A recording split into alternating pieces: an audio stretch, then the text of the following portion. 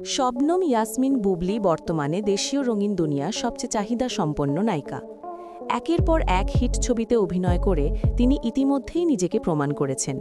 বর্তমানে তিনি তার একমাত্র ছেলে শহীদ খান বীরকে নিয়ে যুক্তরাষ্ট্রে অবস্থান করছেন।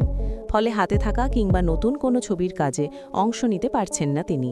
তবে বুবলি অভিনীত কয়েকটি ছবি মুক্তির অপেক্ষায় রয়েছে। যুক্তরাষ্ট্রে যাওয়ার আগে বুবলি রাশেদা আক্তার পরিচালিত শাপলা শালুক ছবির শুটিং করেছিলেন। এতে তার বিপরীতে অভিনয় করেছেন অভিনেতা সাজ্জাদ নূর।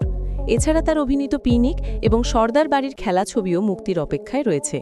পিনিক ছবিতে বুবলির বিপরীতে অভিনয় করেছেন তরুণ অভিনেতা আদর আজাদ এবং সর্দার বাড়ির খেলা ছবিতে রয়েছেন আরেক অভিনেতা জিয়াউল রোশান।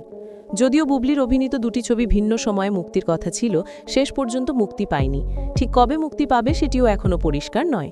এমনকি সম্প্রতি শেষ হওয়া শাপলা শালুক ছবির মুক্তির ঘোষণা দেওয়া হয়নি। এ প্রসঙ্গে যুক্তরাষ্ট্র থেকে এক স্থানীয় গণমাধ্যমকে বুবলি বলেন, আমিও এই তিনটি ছবির মুক্তির অপেক্ষায় আছি।